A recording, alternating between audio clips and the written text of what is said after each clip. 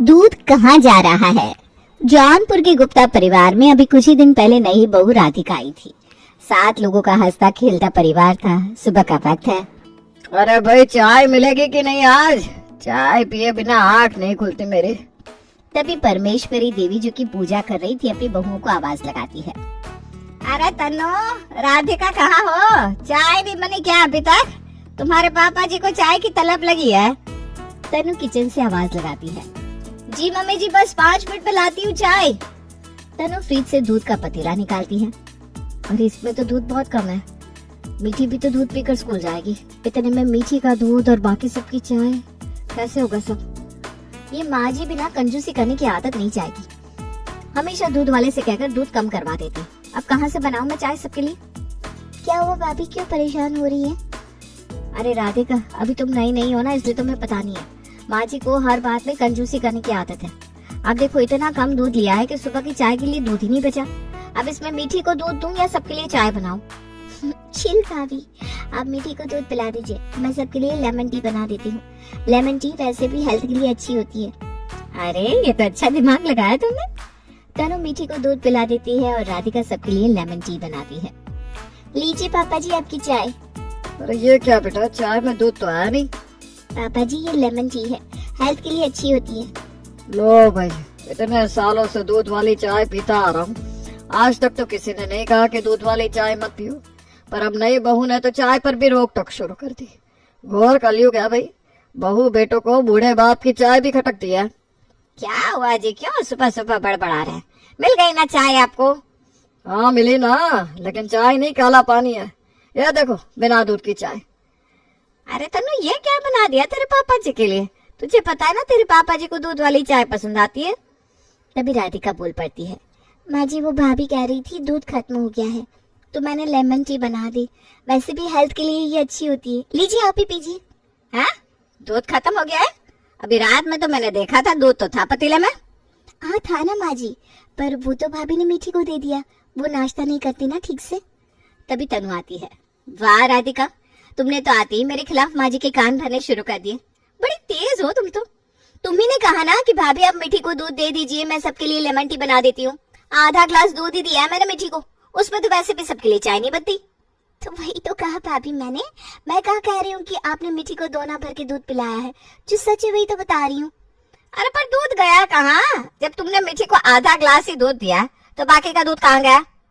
मुझे क्या पता मम्मी जी, मैंने तो सुबह चाय बनाने के लिए फ्रिज खोला तो पतीले में जरा सा दूध बचा था। अपनी नई बहू से पूछ लीजिए ना, इसने पिया होगा। भाभी कैसे बात बदलती है आप? अभी किचन में तो आप मुझसे कह रही थी माँ जी को कंजूसी करने की आदत है, उन्होंने ही दूध वाले को दूध कम देने को कहा होगा, और अभी आप मुझ पर इल्जाम लगा रही हैं। 2 दिन हुए नहीं मुझे इस घर में आए कि मुझ पर दूध चोरी का इल्जाम भी लग गया। सही कहते हैं लोग, ससुराल होती ही टेढ़ी खीर है। खीर लो, अभी से खीर खानी है? अरे जब दूध ही नहीं है तो खीर कैसे बनेगी? यहाँ तो चाय के लिए भी दूध नहीं है और इसे खीर खानी है। मैंने बस मुहावरा बोला है भाभी, बेवजह बात को मत बढ़ाइए। बात तो अब बढ़ गई है राधिका, तुमने माँ जी को मेरे खिलाफ भड़काने में कोई कसर नहीं छोड़ी। पर माँ जी जानती है आज से पहले तो कभी दूध कम नहीं पड़ा, फिर अब क्यों पड़ रहा है? तुम ही नहीं आई हो ना इस घर में, शक तो तुम पर जाएगा। देख रही है माँ जी आप कैसे भाभी मुझ पर दूध चोरी का इल्जाम लगा रही है। मैं अब यहाँ नहीं रुकूंगी, मैं जा रही हूँ अपने मायके। अरे बस करो तुम दोनों, सुबह सुबह कलेश मचा दिया, जाओ जाकर अपना काम करो। तभी प्रणव और शशांक भी जिम से आ जाते हैं। अरे तनु, जरा प्रोटीन शेक तो ला दे मेरा। हाँ भाभी, मुझे भी दीजिएगा प्रोटीन शेक। परमेश्वरी देवी सोचती है। लो फिर हो गया बखेड़ा शुरू। दूध तो है ही नहीं तो इन दोनों का प्रोटीन शेक बनेगा कैसे? मुझे कुछ करना पड़ेगा। वो बातें बनाते हुए बोलती है। अरे प्रणव शशांक, क्या तुम लोग रोज रोज प्रोटीन शेक पीते रहते हो? आज राधिका ने बहुत अच्छी लेमन टी बनाई है, वो पीकर देखो, मजा आ जाएगा। ए बहू जा, तेरी लेमन टी लाकर दे दोनों के लिए। राधिका लेमन टी लेकर आती है। लीजिए राधिका की वर्ल्ड बेस्ट लेमन टी, पीते ही दिमाग एकदम तरोताजा हो जाएगा। चलो ठीक है, आज राधिका की लेमन टी ही पी लेते हैं। हो नहीं तो क्या, रोज बॉडी तंदुरुस्त करते हैं, आज जरा दिमाग तंदुरुस्त कर लेते हैं। दोनों भाई हंस पड़ते हैं। तभी दूध वाला आता है।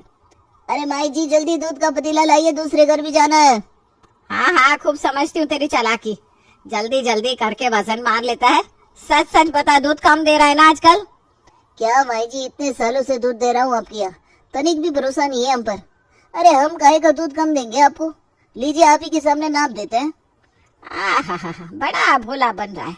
कम नहीं दिया तो दूध कम कैसे पड़ गया? परमेश्वरी नाम है मेरा, मुझसे होशियारी नहीं चलेगी। हाँ लो भाई, ये तो वही बात हो गई, करे कोई भरे कोई। आजकल आपके मोहल्ले में बिल्लियां बहुत घूमती हैं। अभी पड़ोस वाली पुष्पा भाभी का सारा दूध बिल्ली पी गई। आपके यहाँ भी आई होगी बिल्ली।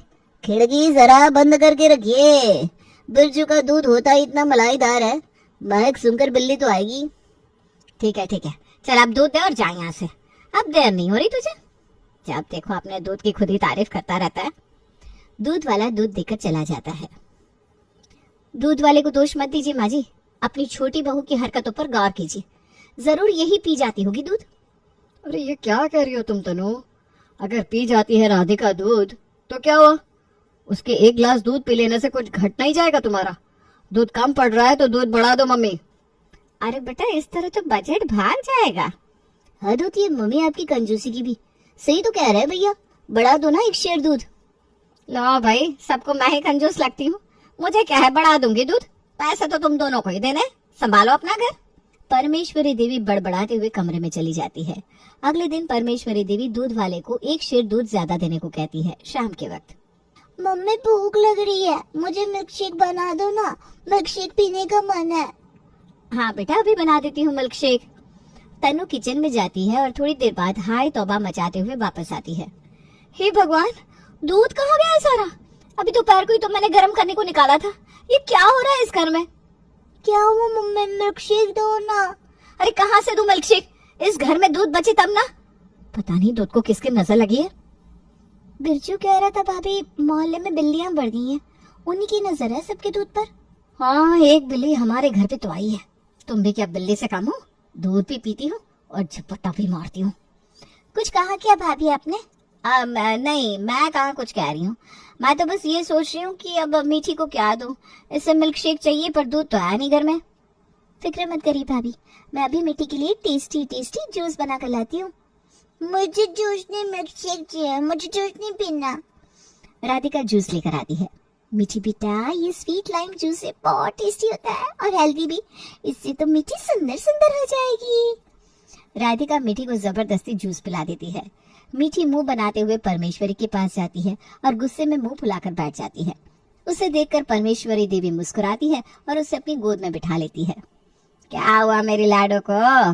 गुस्सा क्यों है मेरी लाडो? किसी ने कुछ कहा क्या? बता मुझे, मैं अभी खबर लेती हूँ उसकी।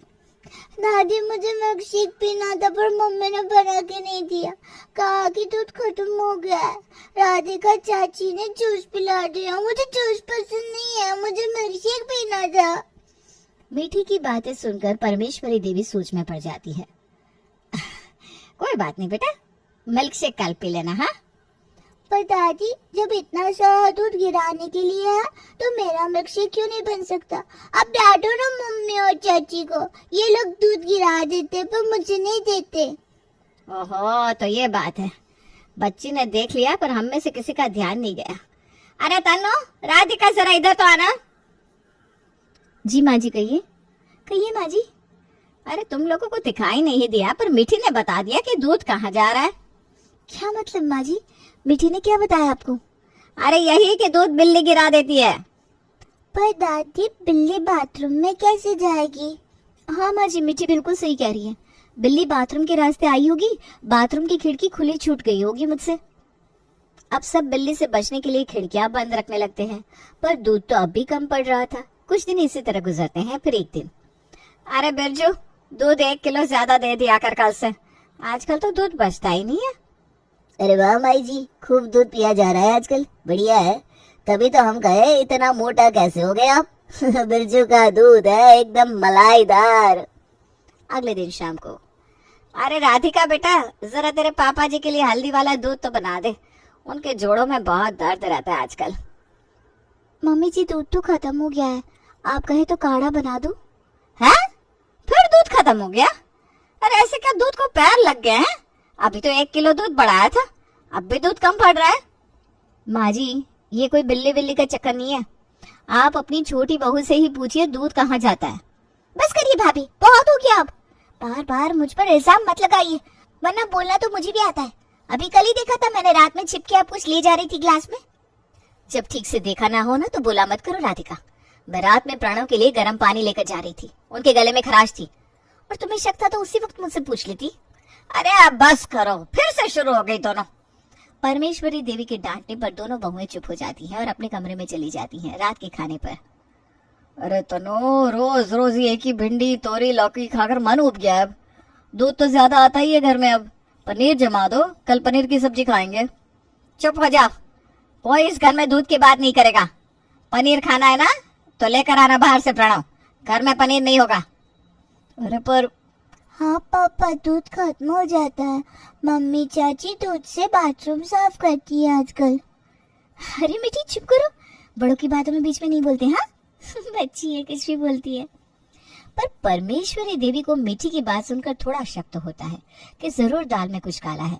सबके सोने के बाद वो अपने पति से कहती है, सुनिए जी, मुझे तो लगता है दाल में जरूर कुछ काला है। पता तो करना होगा कि दूध आखिर जाता कहाँ है। सही कह रही हो तुम, दाल में कुछ तो काला है, पर पता कैसे करोगी? वो सब आप मुझ पर छोड़ दीजिए। अगले दिन परमेश्वरी देवी सुबह जल्दी उठ जाती है।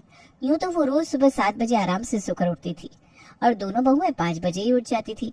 पर आज परमेश्वरी देवी सुबह 4 बजे उठ गई और 5 बजे तक नहाकर हॉल में आ चुकी थी। थोड़ी देर बाद राधिका भी हॉल से होते हुए किचन में जाती है। परमेश्वरी देवी छिपकर उसका पीछा करती है। राधिका फ्रिज खोलकर दूध का पतीला निकालती है और बाथरूम की ओर जाने लगती है। हैं? ये छोटी बहू दूध लेकर कहाँ जा रही है? परमेश्वरी देवी उसका पीछा करती है और जो देखती है वो देखकर उनकी चीख निकलते निकलते रह जाती है। थोड़ी देर बाद परमेश्वरी देवी सबको आवाज लगाती है, अरे प्रणव के पापा जरा इधर तो आइए। प्रणव, शशांक, तनु, राधिका, तुम लोग भी आओ। परमेश्वरी देवी के बुलाने पर सब हॉल में इकट्ठा होते हैं। क्या हुआ मम्मी, आपने इस तरह सबको क्यों बुलाया? कोई बात है क्या? हाँ माँ जी, क्या बात है? कुछ चाहिए क्या आपको? मम्मी आपकी तबीयत तो ठीक है ना? इतनी जल्दी कैसे उठ गई आप?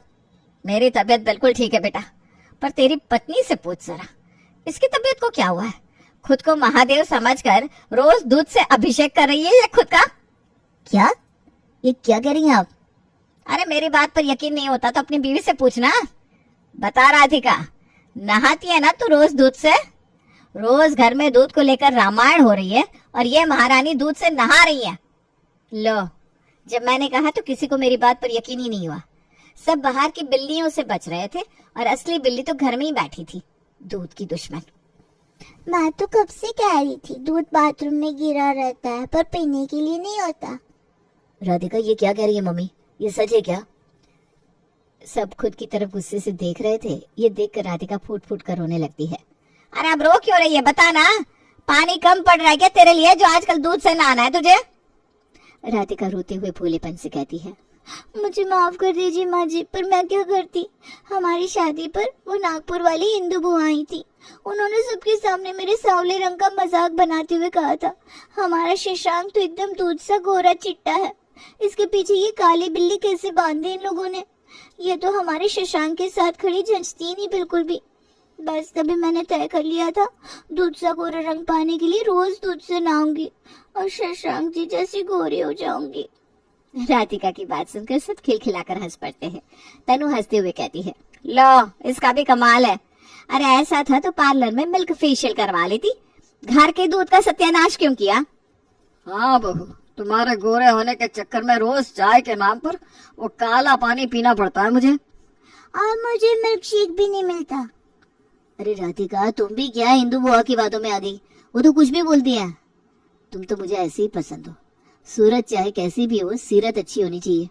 हाँ बेटा, असली खूबसूरती तन से नहीं बल्कि मन से होती है। और बेटा रंग तो सारे ही अच्छे होते हैं, ये तो हम ही हैं जो गोरे काले का भेद करते हैं, वरना गोरी राधा तो काले श्याम की ही दीवानी है। सबकी बात सुनकर राधिका को भी अपनी गलती का एहसास होता है और वो सबसे माफी मांगती है। सब राधिका को हंसकर माफ कर देते हैं। मीठी को अब राधिका ही कभी चॉकलेट शेक तो कभी मिल्क शेक बनाकर देने लगती है और सोमनाथ को भी सुबह सुबह दूध वाली चाय मिल जाती है। पूरा परिवार एक बार फिर से खुशियों से भर जाता है।